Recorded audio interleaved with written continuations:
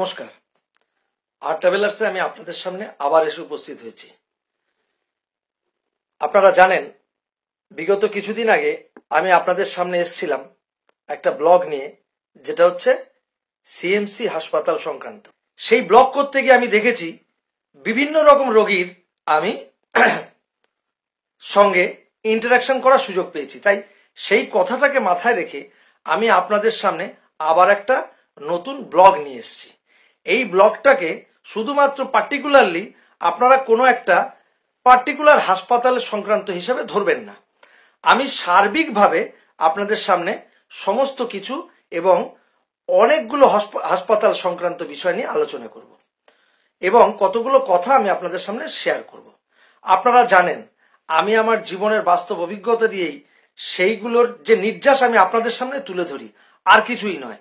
এরপরে আপনারা আমার এই ব্লগটা দেখে যদি কিছু সামান্যতম আপনাদের নিজের চিন্তাধারা বদল করতে বা নিজের চিন্তা শক্তিকে বিকশিত করতে বা সেটাকে আরেকটু ঝালিয়ে নেওয়ার জন্য আমার এই ব্লগটা যদি আপনাদের সামান্যতম যদি কাজে আসে, আমি সেটাতেই মনে করব নিজেকে অনেক অনেক ধন্য। তা যাই হোক, যে কথাটা আমি সোজাভাবে সহজে এবং খুব দ্রুতই আপনাদের সামনে আসতে চাইছি, সেটা হলো এই: রোগ কখন আসবে এবং কিভাবে আসবে সেটা কেউ কোনোদিন বলতে পারে না। তাই in case of any emergency আমি আপনাদের প্রত্যেকের কাছে আমার একটাই আবেদন, যদি দেখেন যে সত্যি সত্যি কোনো এমার্জেন্সি হয়ে যাচ্ছে, তাহলে আমি আপনাদের কাছে যে কথাটা বলবো, আপনারা যেখানেই থাকুন না কেন, সে আমাদের ভারতবর্ষে থাকুন বা ভারতবর্ষের বাইরেই থাকুন। আমি ভারতবর্ষের বাইরে ইন দ্য সেন্স বলছি কারণ কেন, আমার অনেক বাংলাদেশি বন্ধু আছেন যারা আমার সাথে এই ইউটিউবের মাধ্যমে যোগাযোগ হয়েছে।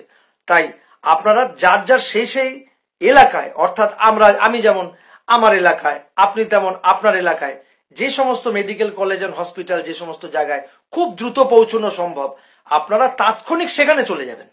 আমার যেটা মত, সেখানে গিয়ে সেখানকার চিকিৎসাটা গ্রহণ করবেন। যে কোনো ভাবে হোক এমার্জেন্সিটা আপনাকে কাটিয়ে নিতে হবে। সেখানকার ডাক্তারের দেওয়া পথ, সেখানকার ডাক্তারের নির্দেশিত পথে আপনাকে সাময়িকভাবে আপনার এমার্জেন্সিটা কাটিয়ে নিতে হবে। এমার্জেন্সিটা যেই মুহূর্তে আপনার কেটে যাবে, তারপরে যদি আপনারা দেখেন, অর্থাৎ সেই এমার্জেন্সি কাটবার পরে আপনাকে তো সেখানকার ডাক্তারবাবুরা অবশ্যই বলবেন যে এবার আপনি আমাদের কাছে আর আসতে হবে না, আউটডোর ওপিডি অর্থাৎ আউটডোর ক্লিনিকে আপনার সাথে এখানে কানেকশনে থাকতে হবে। অর্থাৎ এরপরে যে ম্যানেজমেন্টটা আপনাকে আউটডোরে দেখাতে হবে, ইনকেস সেই হাসপাতালেই হোক বা আপনার লোকাল ডাক্তার, জেনারেল ফিজিশিয়ান, সেসব জায়গাতেই হোক। তাই সেই সব জায়গায় তো আপনার যোগাযোগ রাখতে বলবে। সেই সময় যদি আপনারা দেখেন যে আপনার শরীরের কোন রকম অপারেশনের প্রয়োজন, মাথায় রাখবেন যে হট করেই কিন্তু অপারেশন করে ফেলবেন না, অপারেশন করতে রাজি হবেন না। যদি in case of any emergency, যখন আপনি এমার্জেন্সিতে ভর্তি হবেন, কোনো অ্যাক্সিডেন্টাল কারণে হোক বা কোনো রকম আপৎকালীন জরুরি অবস্থার সময় হোক, সেখানে তো তাৎক্ষণিক সেটা তো তারা করেই দেবে, আপনার কথা শুনবেও না। তা যাই হোক, তারপরে যে চিকিৎসাতে আপনি সুস্থ হওয়ার পরে যদি পরে ধীরে ধীরে সময় নিয়ে চিকিৎসার ক্ষেত্রে যদি অপারেশনের জায়গায় আসে, সেই সময় কিন্তু আমার আপনাদের কাছে বিনীত আবেদন, আপনারা ওই হট করে সিদ্ধান্ত নিয়ে নেবেন না একজন বললেন তাই আমার সেই অঙ্গটাকে অপারেশন করে দিতে হবে বা কেটে ফেলতে হবে, তা কিন্তু নয়। যেমন আমি আমার নিজের পরিবারের ক্ষেত্রে গিয়ে আমি ভেলোরে গিয়েও সেইটার প্রমাণ পেয়েছি, এবং আমার হাতে গোনা এত প্রমাণ আছে, আমি একটা একটা করে যদি বলি সারা রাত কেটে যাবে। আমার নিজের শালার ক্ষেত্রে হয়েছে। আমার নিজের ছোট শালা, তার কার্ডিয়াক প্রবলেম হয়, তারপরে আমি তাকে নিয়ে আমার লোকাল হাসপাতাল, একটা সরকারি হাসপাতাল, মেডিকেল কলেজ এন্ড হসপিটাল, আমি যে কোনো কারণেই হোক এখানে নামটা নিচ্ছি না, সেখানে নিয়ে গেলাম। সেখানে নিয়ে যাওয়ার পরে তার ট্রিটমেন্ট হয়। তারপরে সাময়িকভাবে তিনি সেখান থেকে রিলিজ করার পরে এবার আমি একটা সিদ্ধান্ত গ্রহণ করি, এই যে হাসপাতালে গিয়ে দীর্ঘ লাইন দিয়ে ঘন্টার পর ঘন্টা, সকালে গেলে সারাদিনের গল্প, শুধু ডাক্তারের কাছে পৌঁছানো, তাই সেটা করা মানে বিরাট সময় সাপেক্ষ। প্রত্যেকেরই কাজকর্ম থেকে আরম্ভ করে অনেক কিছু নষ্ট হয়, তার সাথে সাথে রোগীরও শরীর যতটা অসুস্থ হয় তার চেয়ে আরো বেশি অসুস্থ হয়ে যায়। তাই তখন আমি সিদ্ধান্ত গ্রহণ করলাম যে ওই মেডিকেল কলেজ অ্যান্ড হসপিটালের যে কার্ডিওলজি ডিপার্টমেন্টের যে হেড, আমি তাকে খুঁজে বার করলাম যে ইনি এই হাসপাতালের বাইরে কোথায় বসেন। আমি সেইখানে যোগাযোগ করে আমি তাকে দেখাই। এবার স্বভাবতই তার সাথে আমরা মনিটরিং এ থাকি দীর্ঘদিন যাবৎ, তার সাথে চলতে থাকে। তাতে করে কি আমি একটা সামান্য ফেসিলিটিও তার থেকে পাই, যে in case of any emergency যদি কখনো হয়ে যায়, তখন কিন্তু সেই ডাক্তারবাবুকে আমি বলি, ডাক্তারবাবু দেখুন ও নার্সিং হোমে যেতে পারবে না, সেই খরচা অ্যাভেল করার মতন ক্ষমতা ওর নেই। তখন ডাক্তারবাবু অবভিয়াসলি আমায় বলে দেয় যে তাহলে আপনি হাসপাতালে ভর্তি করে দিন। তাই তাকে ভর্তিও করেছিলাম। এইবার অবভিয়াসলি তার অ্যাঞ্জিওগ্রামও পর্যন্ত করা হয়। সেই অ্যাঞ্জিওগ্রামের পরে ডাক্তারবাবু আমার সাথে যখন ডিসকাশন হয়, তিনি বলেন ওর শরীরে 5খানা ব্লকেজ আছে, ওর ভেইনে, অর্থাৎ হার্ট না, হার্টের যে ভেইন যেখান থেকে রক্তটা যাতায়াত করে, সেই শিরা উপশিরা, তার মধ্যে 5টা ব্লকেজ আছে। আমি তো বললাম ডাক্তারবাবু কি করতে হবে? তখন উনি বললেন ওনাকে ওই অ্যাঞ্জিওপ্লাস্টি করার ব্যাপার নেই, করতে গেলে অনেক ব্যাপার আছে, অনেক ঝামেলা এবং সময় সাপেক্ষ ব্যাপার এবং কঠিন ব্যাপার, তার চাইতে বাইপাস করে দিই। এবার চিন্তা করুন, তার মানে ওর বাইপাস সার্জারি করতে হবে। একটা মানুষের শরীরে এই কার্ডিয়াক ক্ষেত্রে হোক বা বড় বড় ক্ষেত্রে হোক যদি অপারেশন করা হয়, সেটা তো শরীরের ক্ষেত্রে একটা বড় ক্ষত। সারাটা জীবন তাকে এই বোঝাটা বয়ে বেড়াতে হবে।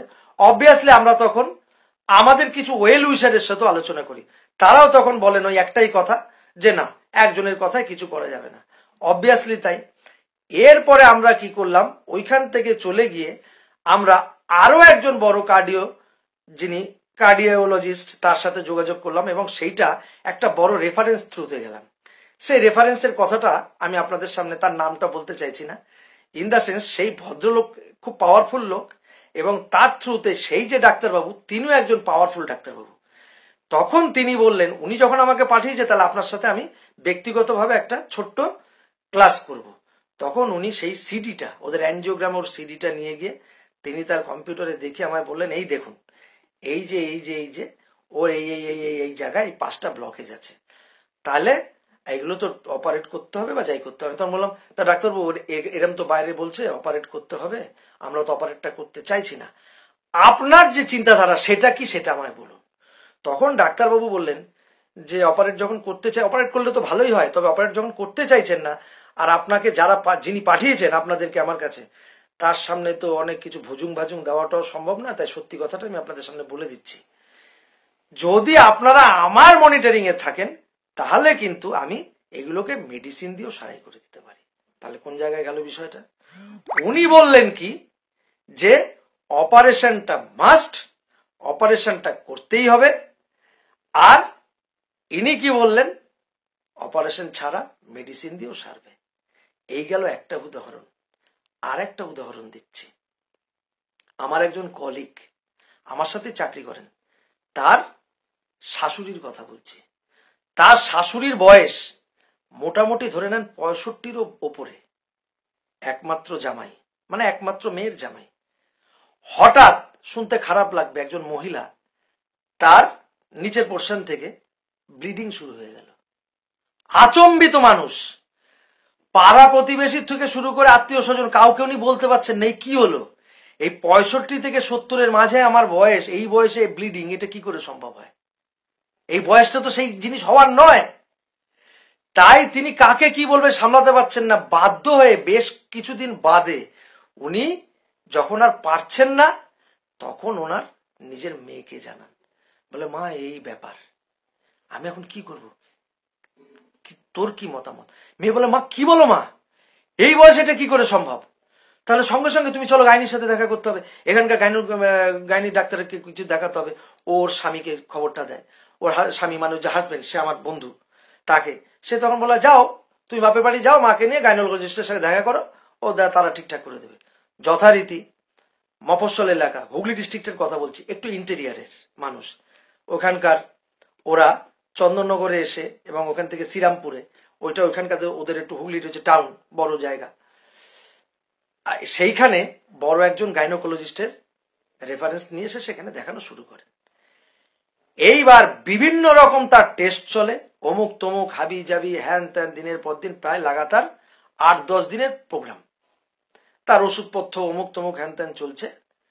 লাস্ট কনক্লুশন, আমি এবার ছোট করছি, ব্লগটা অনেক বড় হয়ে যাচ্ছে আমি দেখতে পাচ্ছি, তারা কনক্লুশন দিয়ে দেয় ওনার ক্যান্সার হয়ে গেছে, ইউটেরাসে ক্যান্সার হয়েছে, সেইখান থেকে ব্লিডিং হচ্ছে, তাই স্বভাবতই ইউটেরাসটা বাদ দিতে হবে। কারণ কি, এই বয়সে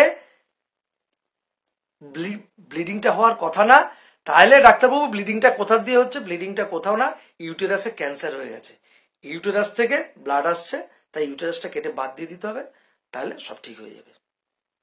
তখন আমার বন্ধু আমার সাথে এবং আমাদেরও আরো যে সমস্ত বন্ধু বান্ধব কলিগ টলিগ তাদের সাথে আলোচনা করে, তারা সঙ্গে সঙ্গে তাকে একটাই কথা বলেন, অপারেশন যখন করবি তাহলে এইখানে না, তুই সাউথ ইন্ডিয়া চলে যা।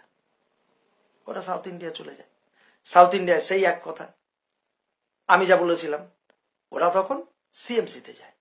অবভিয়াসলি সিএমসিতে যাওয়ার পরে 3 দিন সময় নেয় তারা।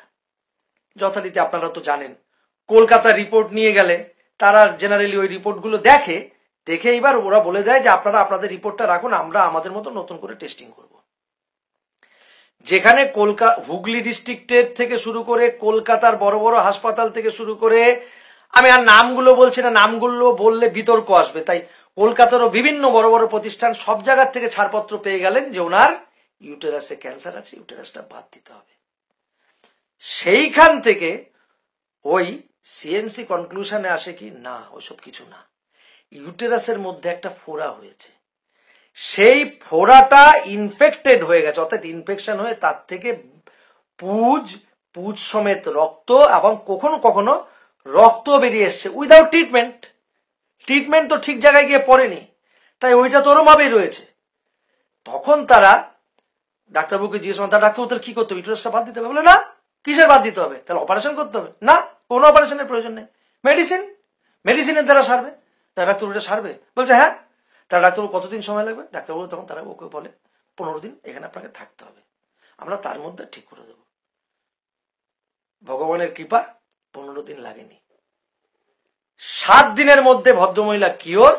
এবং ওরা ওদেরকে বলেন, ওরা যখন গিয়ে যে ডাক্তারবাবু তাহলে আমরা যাওয়াটার ব্যাপারে, না ঠিক আছে আপনারা আর 2-1 দিন থাকুন, থেকে এবার টিকিট কাটবেন আর এখান থেকে মেডিসিন নিয়ে যাবেন, আর চেষ্টা করবেন যে আফটার 3 মান্থ আরেকবার আমাদের কাছে আসার, যদি হয়তো ভালো, আর না হলে লোকাল জিপির থেকে আপনারা, জিপি মানে ইন দ্য সেন্স জেনারেল প্র্যাকটিশনারের কাছে আপনারা দেখিয়ে টেকে এরপরে এর যা মেনটেনটা করতে থাকবেন।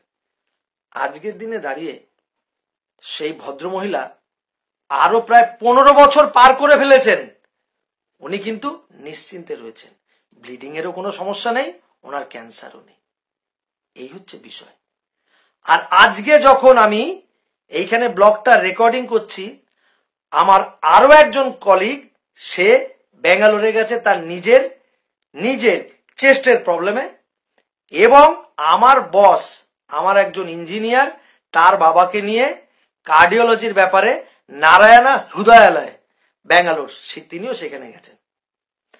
তাই সেই যে ছেলেটি, যে আমার যে কলিগ, তার সমস্যা ছিল বুকের, সেটা আমি আরো একদিন আরো একটা কখনো কোনো ব্লগে বলবো, সেইটারও ব্যাপারে এইখানে একরকম সমস্যা হয়েছে।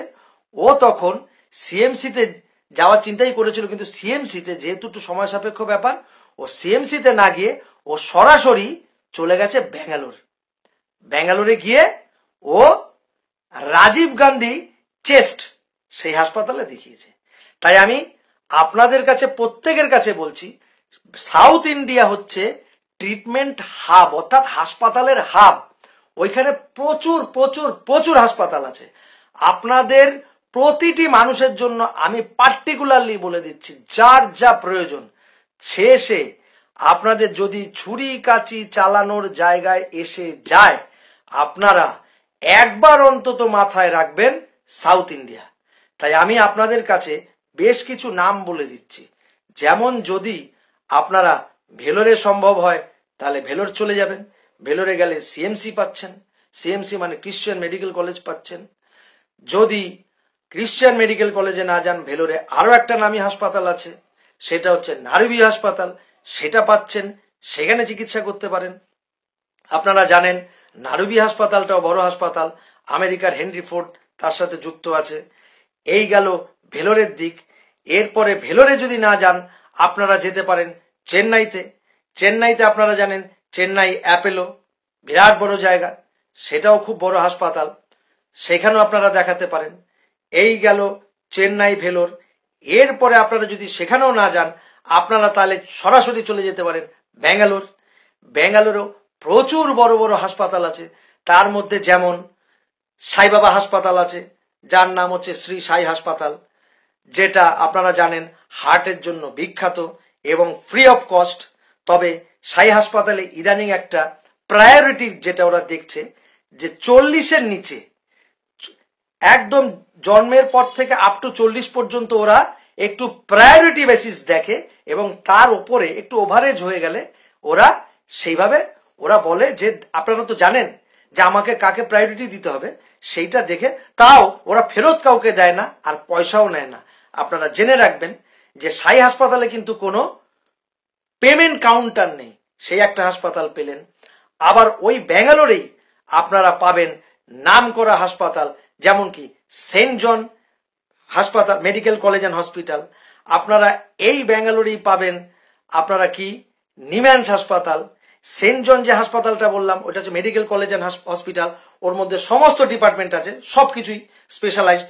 এই সিএমসির মতনই ওইটাও খ্রিস্টান মাইনরিটি কাউন্সিলের, ওইটাও খ্রিস্টান মিশনারির তাদের ডোনেশনের উপর চলে, ওই একটা হাসপাতাল খুব ভালো।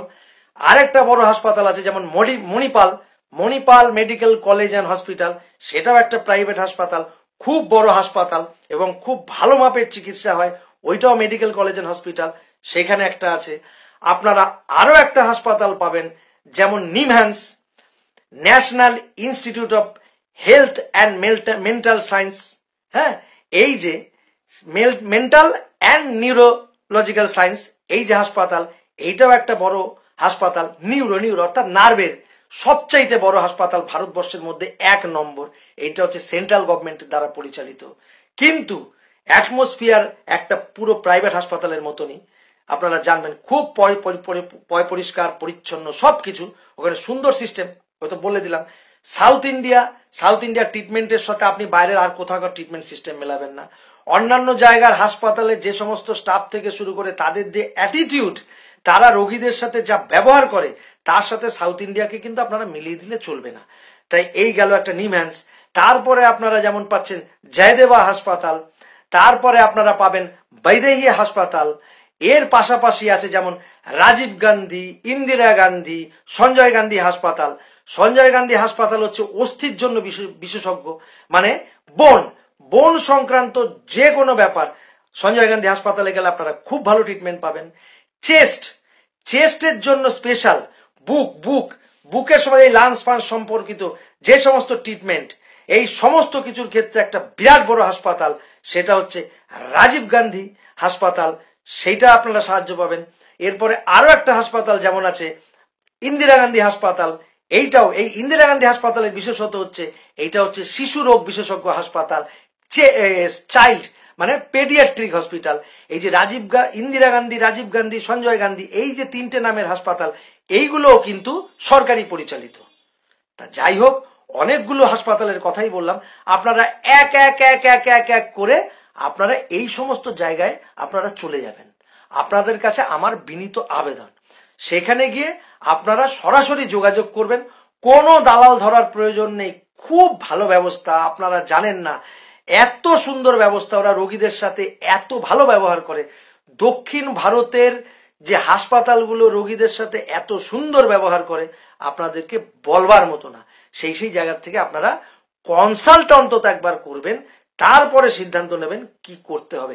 আমি আপনাদের কাছে বলে দিচ্ছি 100% স্যাঙ্গুইন, যে অনেক ক্ষেত্রে, প্রায় বেশিরভাগ ক্ষেত্রেই আপনাদের শরীরে ছুরি কাঁচি চালাতে হবে না। তা যাই হোক, ব্লগ এমনিতেই অনেক বড় হয়ে গেছে, আমি আবারও আনবো। আমার কাছে আপনারা জানতে চাইবেন, আমি আপনাদের কাছে রিকোয়েস্ট করছি, যদি কোনো কিছু জানার প্রয়োজন থাকে কমেন্ট করবেন, আমি আপনাদেরকে জানাবো। আপনারা জানেন আমি কমেন্ট করলে আমি প্রত্যেকটা কমেন্টের উত্তর দিই। তাই ব্লগটা এমনিতেই 20 মিনিট পার হয়ে গেছে, অনেক বড় ব্লগ, আপনাদের ধৈর্যের বাঁধ ভাঙবে, তাই আমি ব্লগটা এখানে শেষ করতে চাইছি। নমস্কার। আপনাদের যদি আমার ব্লগটি ভালো লাগে আপনারা লাইক করবেন, শেয়ার করবেন, কমেন্ট করবেন, আর একটা কথা ভুলবেন না, চ্যানেলটাকে সাবস্ক্রাইব করতে। ধন্যবাদ, নমস্কার।